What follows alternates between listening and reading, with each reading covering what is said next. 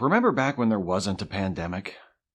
Actually, no. You know what? Knock that shit off. It's that sort of yearning for normality that has compelled a lot of us to just start acting like the pandemic is over, which has, in turn, prolonged and worsened the pandemic and made it even more difficult to get to a point where we can safely return to normal. And when I say that it's compelled a lot of us to start acting that way, I don't just mean us ordinary folks out in the street. By the way, I hope you have a good reason for being out in the street and that you're masked and practicing social distancing because, pandemic, still a thing. I also mean elected officials and other prominent political figures, people who, in theory, though disappointingly seldom in practice, are supposed to set an example for the rest of us. Obviously, I'm talking about Republicans who have done nothing but deny and downplay the seriousness of COVID since the pandemic began, many of whom have also eagerly spread conspiracy theories regarding the virus, the vaccines, the various measures government has taken to respond to the outbreak. But the Democrats, including the Biden administration, haven't exactly been knocking it out of the park either. Now, don't misunderstand me here. The Biden administration has handled the pandemic way, way, way better than Trump and his cohort of dipshits did. There's no comparison. We're in much safer hands now than we were when all this began nearly 2 years ago. But that's not really saying much, is it? If you look at a graph of new cases, you'll see that things are way better now than they were this time last year. But you'll also see that they're way worse now than they were this past spring and summer. I'm not saying the dramatic increase in the number of new cases these last few weeks is all Biden's fault. Of course it's not. But he did basically tell us to get out there and enjoy ourselves over the summer, which, to a country suffering from an extreme case of pandemic fatigue, sounded a lot like permission to act like the pandemic was over and go back to normal. I was guilty of this myself. During the summer, when things seemed relatively safe and life had returned to some semblance of what it had been prior to the COVID outbreak, I got comfortable going to the grocery store without a mask. I stopped being careful about social distancing. Now, I don't really go out all that much anyway, so it's not like I went to any concerts or crowded bars, but still, I fell into a post-COVID mindset. I got my vaccine booster as soon as it was available, and I continued to shake my head disapprovingly when I'd see or hear about large gatherings of unmasked people. But for the most part, I assumed we were pretty much over it and started acting accordingly. So did a lot of us. We were all so eager for it to be over that as soon as we got something that we could interpret as an all-clear signal from the powers that be, we forgot all about masking, social distancing, all of that. Or at least got way more easygoing about it. Those of us who had been taking it seriously up to that point, that is, because there were also those who never wore masks, or socially distanced, or got vaccinated, and seemed to regard the pandemic, which has killed 810,000 people in the United States and over 5 million people worldwide to date, as a personal imposition. Combine their ignorant recklessness with how quickly many of the rest of us abandoned pandemic-related precautions, and it's no wonder COVID came roaring back in the fall. So, what do we do about it? Well, I think we need to answer that question using two different senses of we. First, there's what we, each of us as individuals, can do, and second, there's what we as a society can do about it through the institutions that we theoretically control and which are supposed to be acting in our interests. As for what we, in the first sense, ourselves as individuals can do, it's pretty simple. We can and should do the same sorts of things we should have been doing this entire time. Avoid large groups of people when possible. Avoid travel when possible. Wear a mask when out in public, particularly when you're indoors. Practice social distancing when possible. Make sure that you're vaccinated and boosted, and encourage everyone in your household and who you have to regularly interact with to do the same. And if you think you might have contracted COVID-19, get tested as soon as possible. Here in the United States, the CDC says that everyone age 5 and older can get vaccinated against COVID-19, and everyone 16 and older who completed their vaccination course at least 6 months ago for Pfizer and Moderna vaccines or 2 months ago for the Johnson & Johnson vaccine can get a booster shot. Unless you have a medical condition that prevents you from doing so, get vaccinated and boosted if you haven't already.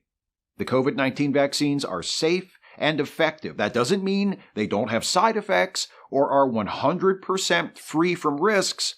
It means that the risks are mostly low and rare and far outweighed by the benefits. If you are able to get vaccinated and choosing not to for whatever reason, you are placing yourself and everyone you come into contact with at higher risk and contributing to the prolonging of this pandemic. So cut the shit and get the shot. Do us all a favor.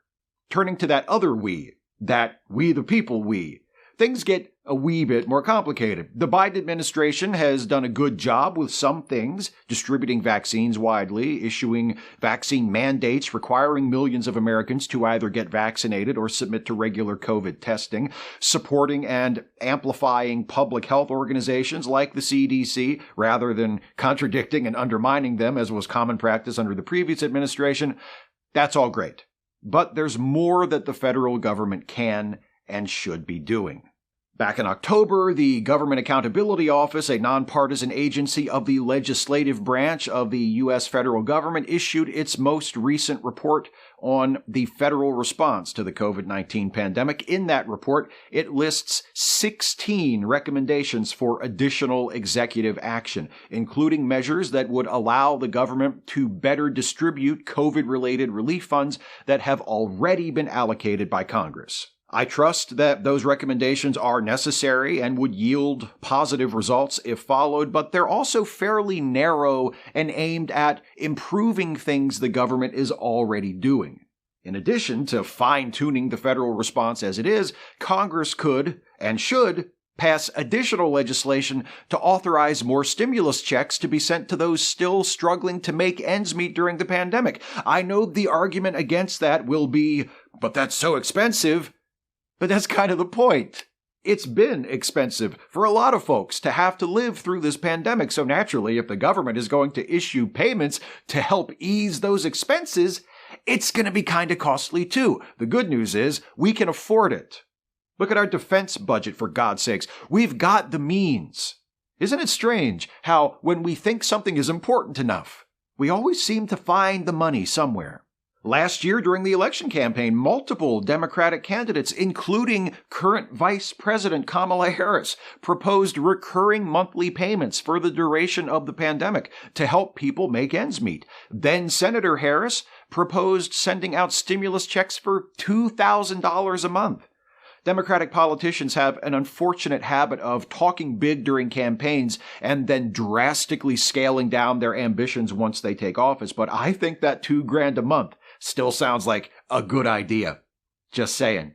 Congress should also reinstate the national ban on evictions that was struck down by the Supreme Court this past summer, establish the right for businesses to impose mask requirements, and extend the pause on student loan payments past the May 1st extension just announced by President Biden. Or better yet, permanently cancel all federal student loan debt.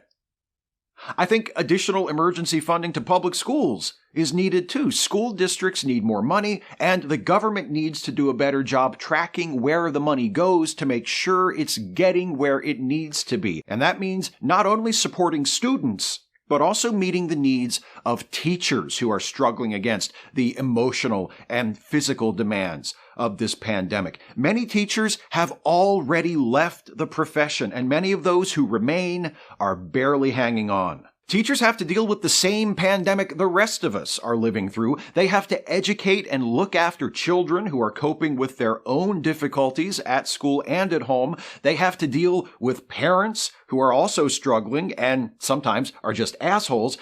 Teachers need help. They need support.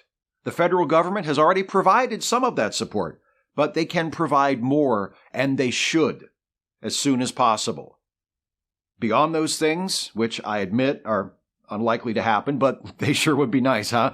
I think an adjustment in the rhetoric coming from the Biden White House would be helpful. Recently, the president and his spokespeople have devoted a great deal of time to pushing those who haven't gotten vaccinated yet to do so, and warning them about the consequences if they don't. And look, I have no interest in coddling anti-vaxxers. If someone who is unvaccinated by choice gets sick with COVID, I have no sympathy for them whatsoever. But those who haven't been vaccinated are not the only problem here. According to an article published last week in Vanity Fair, the administration's insistence on pushing vaccination at every opportunity led it to dismiss a plan to implement a new nationwide testing strategy that would have distributed millions of rapid at-home COVID tests in time for the holidays, in the hopes of avoiding another surge of cases, which now seems inevitable. Last week, Biden announced that soon Americans will be able to request free rapid at-home COVID tests, which is great, but also too little, far too late. The vaccines are effective at reducing your risk of catching COVID and of getting seriously ill if you do catch it, but they aren't foolproof and they aren't magic bullets. Widespread, easily accessible, free testing is something that should have been available months ago. The thing is, even if you have been vaccinated and boosted, you should still be exercising caution, especially when you're out in public among large groups. This pandemic is not over yet.